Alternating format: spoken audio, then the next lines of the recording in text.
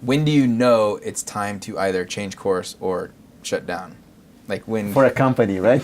Yeah. Yeah, that's a great question, right?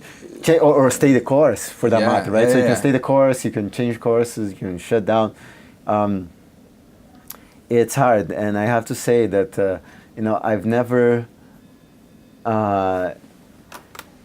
been known to end a relationship too early. I mean, be it in personal sense and work sense. Like, I think it's a human mistake to keep going too far in things. So one interesting thing about getting your ideas out there and seeing what sticks is that you get that feedback early, and you can try many things and try to focus on the most successful ones and iterate and iterate. And if you can do that well, a pivot doesn't feel like a pivot as much. It feels like it was just a natural next step in the exploration process. Okay, the market's telling us this, we go this direction. I think what's the difficult... hard thing, the hard thing with that, and one of the biggest challenges I found in as an entrepreneur is the opposite of that, is how not to flutter in the wind. In other words, you meet, and this is a problem I had in my first startup very significantly. You meet with a client, potential client, and they say, if only your product did X, we would be all over it. And then you come back to the I said lab, no, that's like whatever, your company, right? You come back to the company and you say, stop the train, you pull the big lever. We're doing this now.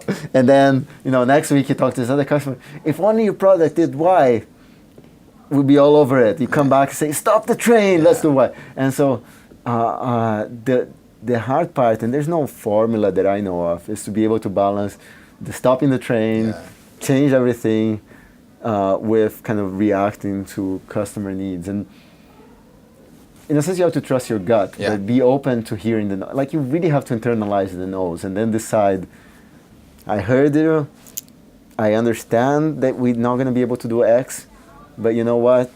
We're just losing this customer, but we're going to stay on your mission. And I think part of it's measuring things, right? Like you hear one, and you're talking about just like a customer, but what if 10 customers say that, or 100, right? And then you're like, okay, the market's telling us this, or our customer base is telling us this, so, right? Like, right. So yeah, I know I built, like, before previous company, like a consumer-facing product, and 1,000 people go try it, and like nobody hits the sign up button. You're doing something wrong. Something's wrong there. Right. So there's some signals there.